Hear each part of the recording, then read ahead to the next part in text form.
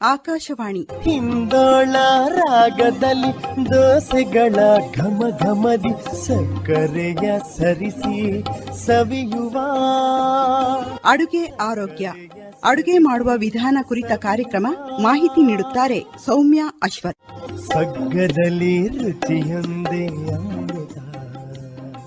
ಪ್ರಿಯ ಶ್ರೋತೃಗಳಿಗೆ ನಮಸ್ಕಾರ. ಇವತ್ತಿನ ಕಾರ್ಯಕ್ರಮದಲ್ಲಿ ನಾನು ಜೋಳದ ವಡೆ ಅಥವಾ ಜೋಳದ ಪೂರಿ ಹೇಗೆ ಮಾಡೋದು ಅಂತ ಹೇಳ್ಕೊಡ್ತೀನಿ. ಮಾಮೂಲಿಯಾಗಿ ನಾವು ಅಕ್ಕಿ ಹಿಟ್ಟಿನ ಪೂರಿ ಮಾಡ್ತೀವಿ, ರವೆಯಿಂದ ಪೂರಿ ಮಾಡ್ತೀವಿ, ಗೋಧಿ ಹಿಟ್ಟು ಮೈದಾ ಹಿಟ್ಟಿಂದ ಪೂರಿ ಮಾಡ್ತೀವಿ, ಜೋಳದ ಹಿಟ್ಟಿಂದನೂ ಮಾಮೂಲಿಯಾಗಿ ಪೂರಿ ಮಾಡ್ಕೊಂತಾರೆ ಕೆಲವರು. ನಾನಿವತ್ತು ಮಸಾಲೆ ಪೂರಿ, ಹಾಗಾಗಿ ಉತ್ತರ ಕರ್ನಾಟಕದ ಕಡೆ ಇದನ್ನ ಜೋಳದ ವಡೆ ಅಂತಾನೂ ಕೂಡ ಕರೀತಾರೆ. ಆ ಮಸಾಲೆ ಪೂರಿ ಹೇಗೆ ಮಾಡೋದು ಅನ್ನೋದನ್ನ ಹೇಳ್ಕೊಡ್ತೀನಿ. ಜೋಳ ನಮ್ಮ ದೇಹಕ್ಕೆ ತುಂಬಾನೇ ಆರೋಗ್ಯಕರವಾದಂತಹ ಒಂದು ಹಿಟ್ಟು. ಮತ್ತೆ ಈ ಪೂರಿನಲ್ಲಿ ಬರೀ ಜೋಳದ ಹಿಟ್ಟು ಮಾತ್ರನೇ ನಾವು ಬಳಸೋದಿಲ್ಲ, ಎಲ್ಲಾ ರೀತಿಯ ಮಿಶ್ರಣ ಹಿಟ್ಟನ್ನ ನಾವು ಬಳಸ್ಬಿಟ್ಟು ಈ ಪೂರಿಯನ್ನ ಮಾಡ್ತೀವಿ. ಸ್ವಲ್ಪ ವಿಭಿನ್ನವಾಗಿದೆ ಇದು ಮಾಡುವ ವಿಧಾನ.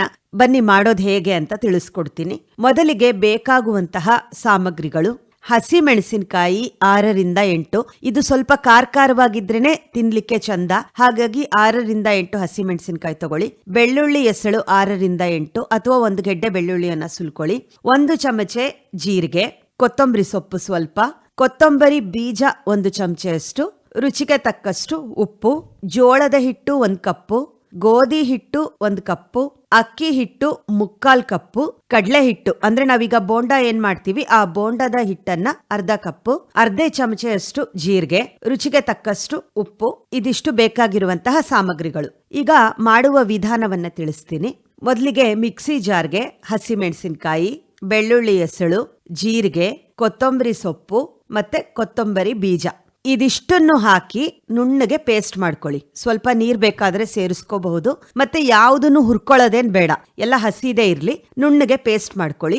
ಈಗ ಇನ್ನೊಂದು ಬೇಸನ್ ಅಥವಾ ಮಿಕ್ಸಿಂಗ್ ಬೌಲ್ಗೆ 1 ಕಪ್ಪು ಜೋಳದ ಹಿಟ್ಟು, 1 ಕಪ್ಪು ಗೋಧಿ ಹಿಟ್ಟು, 3/4 ಕಪ್ಪಿನಷ್ಟು ಅಕ್ಕಿ ಹಿಟ್ಟು, 1/2 ಕಪ್ಪಿನಷ್ಟು ಕಡಲೆ ಹಿಟ್ಟು, ಕಡಲೆಬೇಳೆ ಹಿಟ್ಟು ಅಂತ ಏನ್ ಹೇಳ್ತೀವಿ ವಡೆ ಬೋಂಡ ಮಾಡೋದು, ಆ ಕಡಲೆ ಹಿಟ್ಟು ತಗೊಂಡು ಅದಕ್ಕೆ ಸ್ವಲ್ಪ ಜೀರಿಗೆಯನ್ನ ಮೇಲ್ ಹಾಕಿ, ಸ್ವಲ್ಪ ಉಪ್ಪು ಹಾಕಿ, ಮಿಕ್ಸಿ ಮಾಡಿರುವಂತಹ ಪೇಸ್ಟ್ ಅನ್ನು ಹಾಕಿ. ಉಪ್ಪನ್ನ ನೋಡ್ಕೊಂಡು ಹಾಕಿ, ಯಾಕೆ ಅಂತಂದ್ರೆ ನಾವು ಪೇಸ್ಟಿಗೂ ಸಹ ಉಪ್ಪನ್ನ ಹಾಕಿರ್ತೀವಿ, ಹಾಗಾಗಿ ಹಿಟ್ಟಿಗೆ ಉಪ್ಪನ್ನ ತುಂಬಾ ಹಾಕಕ್ಕಿಂತ ನೋಡ್ಕೊಂಡು ಎಷ್ಟು ಹಿಡಿಯುತ್ತೋ ಅಷ್ಟು ಮಾತ್ರ ತಗೊಂಡು ಚೆನ್ನಾಗಿ ನಾದಬೇಕು. ನಾವು ಹಿಟ್ಟನ್ನ ಕಲಸೋದ್ರಲ್ಲೇನೆ ಪೂರಿ ಚಪಾತಿ ಏನೇ ಮಾಡ್ಲಿ ಅದರ ಹದ ರುಚಿ ಹೇಗೆ ಬರುತ್ತೆ ಅನ್ನೋದು ನಾವು ಹಿಟ್ಟು ಕಲಸೋದ್ರ ಮೇಲೆ ಹೋಗುತ್ತೆ.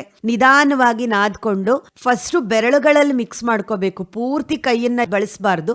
ಬೆರಳುಗಳಲ್ಲಿ ನಿಧಾನವಾಗಿ ಮಿಕ್ಸ್ ಮಾಡ್ಕೊಂಡು ನಂತರ ಸ್ವಲ್ಪ ಸ್ವಲ್ಪನೇ ನೀರನ್ನ ಹಾಕೊಂಡು ಹಿಟ್ಟನ್ನ ಚೆನ್ನಾಗಿ ಕಲಿಸ್ಕೋಬೇಕು. ಮೇಲೆ 1-2 ಚಮಚೆ ಎಣ್ಣೆಯನ್ನು ಸಹ ಹಾಕೋಬಹುದು. ಮೊದಲೇ ಎಣ್ಣೆ ಹಾಕೊಂಡ್ರು ಕಲ್ಸೋಕ್ ಮುಂಚೆ ಮೇಲೆ ಫುಲ್ ಕಲ್ಸಾದ್ಮೇಲೆ 1-2 ಚಮಚೆ ಎಣ್ಣೆನ ಗ್ರೀಸ್ ಮಾಡೋದು ಅಂತಾರೆ. ಆ ರೀತಿ ಮಾಡ್ಕೊಂಡು ಹಿಟ್ಟನ್ನ ನೆನೆಸಿದ್ರೆ ತುಂಬಾನೇ ಅದರ ರುಚಿನೇ ಬೇರೆ ರೀತಿ ಇರುತ್ತೆ. ಹಾಗಾಗಿ ನಾದಿದ ಹಿಟ್ಟನ್ನ ಚೆನ್ನಾಗಿ 5ರಿಂದ 6 ನಿಮಿಷ ನೆನೆಯಕ್ ಬಿಡಿ, ತುಂಬಾ ಹೊತ್ತು ಬಿಡೋದ್ ಬೇಡ.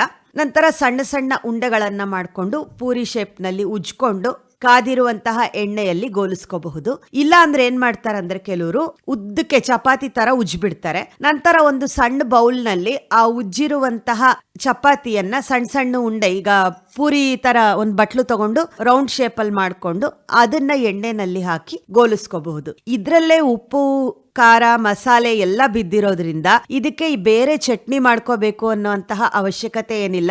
ಬೆಣ್ಣೆ ಜೊತೆಗೆ ತುಂಬಾನೇ ಚೆನ್ನಾಗಿರುತ್ತೆ. ಇಲ್ಲ ಅಂತಂದ್ರೆ ನಾವು ಟೊಮೆಟೊ ಸಾಸ್ ಜೊತೆಗೆ ತಿನ್ಬಹುದು, ಇಲ್ಲ ಗ್ರೀನ್ ಚಟ್ನಿ ಜೊತೆಗೆ ತಿನ್ಬಹುದು.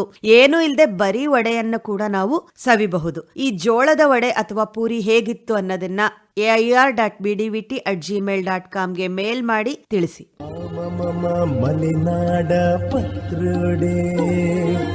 ಇದುವರೆಗೂ ಅಡುಗೆ ಆರೋಗ್ಯ, ಅಡುಗೆ ಮಾಡುವ ವಿಧಾನ ಕುರಿತ ಕಾರ್ಯಕ್ರಮ ಕೇಳಿದ್ರಿ.